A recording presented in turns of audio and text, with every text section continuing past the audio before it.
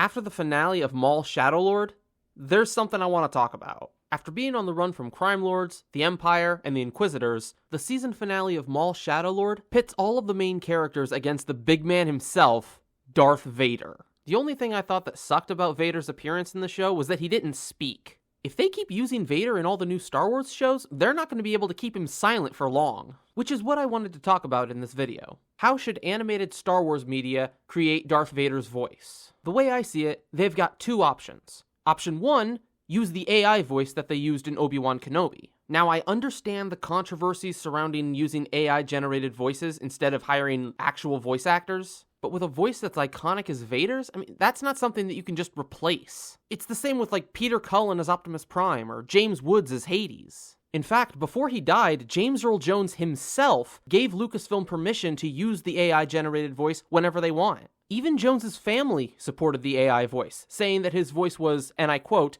inseparable from Star Wars. Ordinarily, I'd say the AI voice is their only option, but then here's the kicker. Most of the characters in the Clone Wars were voiced by different actors than the ones that played them in live action. For example, Ewan McGregor will always be Obi-Wan Kenobi in live action, but whenever they use him in animation, I'm more than happy with them using James Arnold Taylor. Or here's a more frequent one. Tamora Morrison will always be Boba Fett and the Clone Troopers in live action. But in animation, D. Bradley Baker will always be the definitive voice of the clones. But of course, that's not to say they didn't reuse any of the actors from live action. Anthony Daniels, Matthew Wood, Ahmed Best, Daniel Logan. But my point is, the majority of the characters are played by one actor in live action and voiced by another in animation. So personally, I think it should be the same with Vader. I think they should only use the AI-generated voice for whenever Vader appears in live action.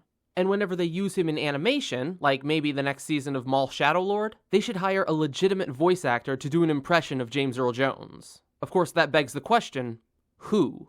Well, if by some miracle Dave Filoni is watching this, listen up, Dave, because I've got two perfect candidates for you. The first and most obvious choice would be Scott Lawrence. He's been voicing Vader in various Star Wars video games since 1994. When I first heard his voice as Vader in Star Wars Jedi Fallen Order, I legit thought it was James Earl Jones for a second.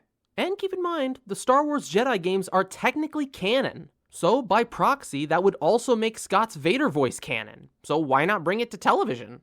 But if for whatever reason that doesn't happen, my second proposed candidate is Evan Michael Lee.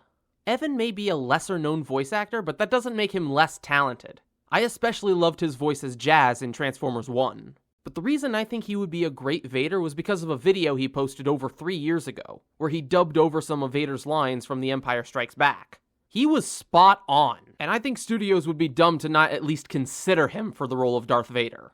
But whether they hire Scott, or Evan, or some other sound-alike actor, I'm really hoping they give Vader a voice soon. Just maybe save the AI voice for live action.